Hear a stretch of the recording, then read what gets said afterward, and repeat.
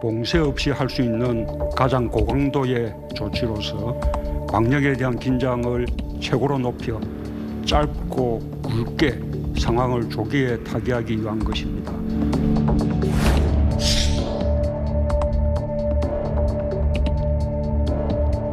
수도권 4단계, 비수도권 3단계인 지금의 거리두기를 앞으로 2주 더 연장하고자 합니다.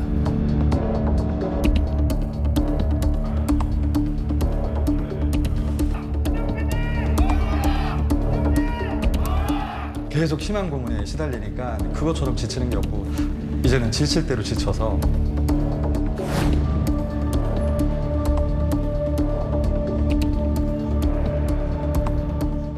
이제 위드 코로나, 아마 코로나는 없어지지 않을 것이다. 그냥 살아야 될 것이다, 같이. 그런데 같이 살아도 이제 예전 일상처럼 살면서 코로나를 우리가 충분히 통제할 수 있는 그런 세상을 우리가 이제 염두에 두고 있는 것이겠죠. 그러면 위드 코로나 시대를 뭐 지금도 정부도 대비를 하고 있을 텐데 언제쯤부터 논의를 본격화해서 본격적으로 우리가 위드 코로나와 함께 사는 일상으로의 복귀 가능하다고 보시는지? 정부가 오늘 그 발표를 하면서 9월 말 10월 초쯤에 그 위드 코로나 전략으로 전환하는 것을 검토하겠다고 이제 얘기를 했는데요.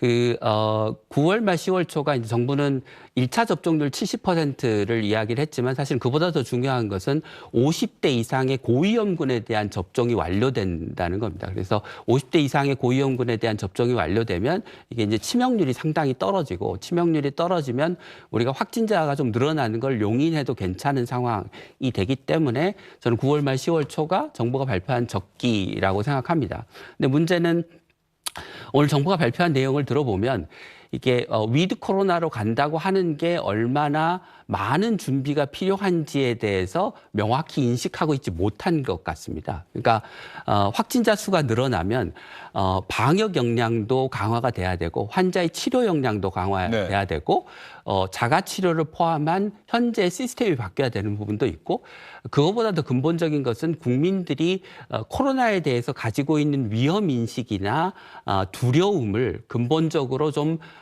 바꿔야 될 필요가 있습니다. 지금은 좀 과도한 공포감을 갖고 있기 때문에 그것 때문에 생기는 낭비적인 체계 또 부적절한 체계들이 대단히 많거든요. 그래서 그런 부분들을 바꿔나가기 위해서 10월 말이라고 하면 지금이 8월 말이 다 돼가니까 해봐야 뭐 한 달 조금 더 남은 시기인데 지금 정부가 무엇을 얼마나 준비해야 될지를 명확히 알고 있다면 오늘 그보다 훨씬 더 사실은 구체적인 이야기가 나왔어야 되는데 그런 구체적이 없는 상황이라고 하는 거는 정부가 너무 막연하게 위드 코로나라고 하는 것을 생각하는 게 아닌가.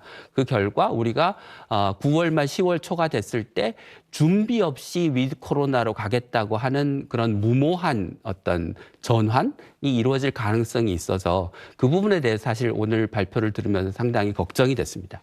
9월 말쯤이면 우리나라도 조심스럽긴 합니다만 정부가 오늘 얘기한 것처럼 위드 코로나와 함께하는 일상으로의 복귀 가능합니까? 근데 이제 일상으로의 복귀라는 단어는 상당히 힘들 겁니다. 그러니까 우리가 얘기하는 2019년 이전으로 돌아가긴 힘들 건데 어느 정도의 마스크 착용하고 거리두기 단계가 이어지면서 유행 상황 그리고 중증 환자의 발생 범위를 축소시키는 상황에서 유지돼야 되는 게 필요한데 그러니까 친구들 만나는 게 2명, 4명이 아니라 네. 직장 동료들과 뭐 회식하고 이러는 게 뭐 10명, 20명 예전에 하지 않았습니까? 네. 그 정도까지는 마스크 쓰고 혹시 가능한 건지. 그러니까 이제 코로나의 상황 속에서 그런 집단 의식은 이제 거의 어려울 거라고 생각을 하고 사셔야지 그것까지 가능하다고 생각하시는 건 일단 코로나의 상황이 유지되는 상황에서 뉴노멀은 아니라고 저는 생각을 하거든요. 적어도 안전하고 마스크 쓸 수 있는 상황을 최소화하는 거. 마스크 쓸 수 있는 상황에서의 많은 사람이 만나는 상황들은 어차피 코로나가 완전히 끝날 때까지는 쉽지 않은 상황일 거라고 예상하시고 그 이후의 일상이라고 하는 거는 그래도 우리가 코로나 이렇게 기본적인 개인 방역 수칙을 지키는 상황에서 그래도 좀 자유롭게 활동하고 사람들의 모임이 좀 가능해지는 그 정도의 상황을 생각하셔야 되고요. 어차피 변이나 이런 것 때문에 마스크를 실내에서 벗는 거는 앞으로 한동안은 어려울 거라고 생각을 하셔야 된다는 거죠. 근데 다만 제가 말씀드리는 거는 이제 9월이나 10월에 적어도 예방접종이 이렇게 오르게 되게 되면 지금처럼 2명, 4명의 상황들은 좀 해소가 되면서 천천히 열려질 거라는 건 당연한 사실들인데 김준 교수님 말씀하신 대로 그러면 그런 상황에서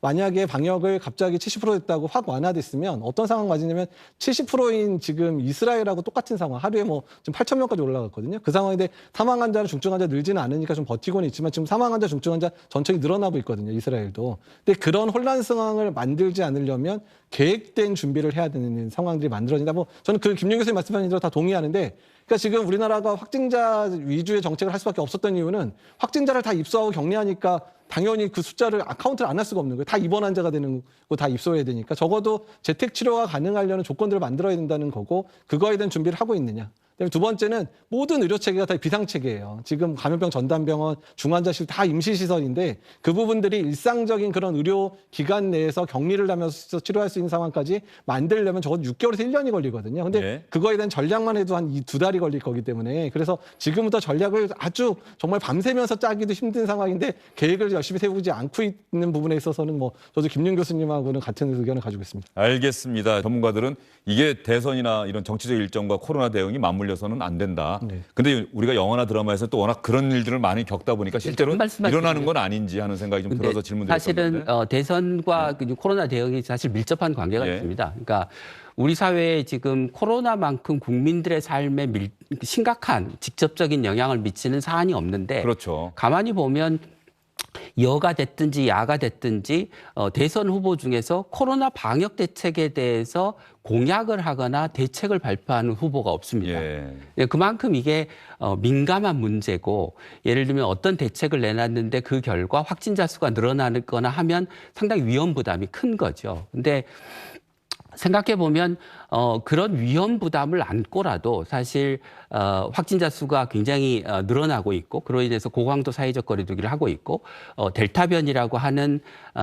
집단 면역이 불가능한 변이 바이러스가 등장했고, 우리가 올 겨울에도 내년 봄에도 재유행이 계속될 거라고 하는 상황을 고려하면, 저는 당연히 정치 지도자가 대선 후보라면 코로나의 방역 대책에 대해서 우리나라가 어떻게 나갈 네. 건지에 대해서 용기 있게 얘기를 해야 된다고 생각합니다. 그런데 오히려 지금 대선 전국이 우리가 변화한 방역 환경, 델타 변이, 백신 접종률 이런 것에 맞는 방역 시스템을 논의하는데 장애물이 되고 있다는 게 굉장히 안타까운 점인 것 같습니다. 예. 이 부분에 대해서는 이재갑 교수님께도 좀 말씀드릴 기회를 드릴게요. 일단 저는 그러니까 말씀하신 대로 네. 솔직히 말씀드리면 이제 좀 코로나 상황이 계속 악화되고 있으니까 적어도 뭐 대선 캠프나 이런 데서 전문가들을 전화라도 해서 지금 뭐가 문제냐, 어떤 걸 준비해야 되냐, 우리는 어떤 거를 공약으로 만들어야 되냐 이렇게 물어볼 줄 알았는데, 정말 주변에 있는 많은 전문가들 얘기해봐도 전화 한 통 받은 적이 없어요. 아. 그만큼이나 코로나 상황 자체가 심각한데도 불구하고 준비를 안 하고 있다는 거. 그러면 그런 대통령이 갑자기 대통령이 되면 코로나 상황을 개선할 만한 팀을 꾸려서 어떤 전문가가 제대로 얘기하는지 그걸 알아서 구성할 수 있을까? 그런 인선을 제대로 할 수 있을까? 이런 부분 상당히 아쉽거든요. 그러니까 그렇다고 뭐 전문가들이 그런 대선판에 막 춤을 추면서 뭐 합류해서 뭐 그 정치적인 목적을 이루는 부분은 아니지만, 적어도 그 캠프 안에 또는 캠프와 관련돼 있는 곳에서 자문 그룹이라도 만들어서 반드시 코로나 방역에 관한 그런 전략들을 분명히 짜야 되고 논의를 해야 되는 부분들은 반드시 필요한, 너무 그런 부분이 부족하고 가끔은 엉뚱한 얘기나 해가지고 비난받는 네. 상황만 만드니까 그런 게 훨씬 안타깝다는 거죠. 알겠습니다. 두 분 다시 한번 모셔서 뭐 다음 달 2주 정도 지나면은 또 그다음 거리두기 단계 새로운 게 발표되니까 그때 좀 다시 한번 두 분과 이야기하는 시간을 갖도록 하겠습니다. 오늘 말씀 잘 들었습니다. 네. You know you can call me if you need someone.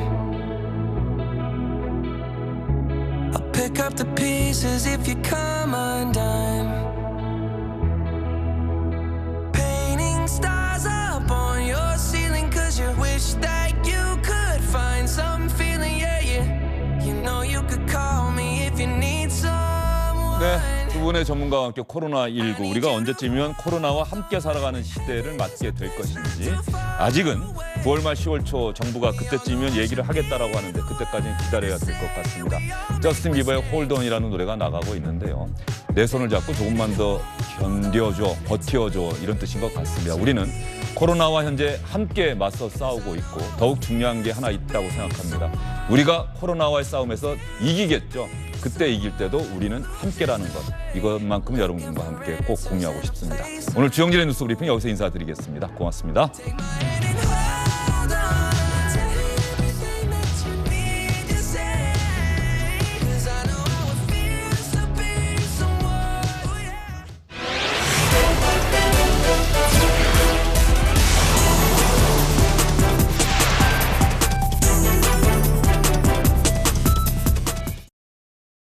안녕하십니까, 주영진입니다. 더 많은 뉴스와 라이브 이벤트를 보고 싶으시다면 화면 오른쪽을 눌러서 구독해 주시기 바랍니다. 저희 SBS 앱을 다운로드 받으시면 뉴스 속보 알림도 받아보실 수 있습니다. 텔레비전으로도 SBS 뉴스, 유튜브로도 SBS 뉴스 잊지 마시기 바랍니다.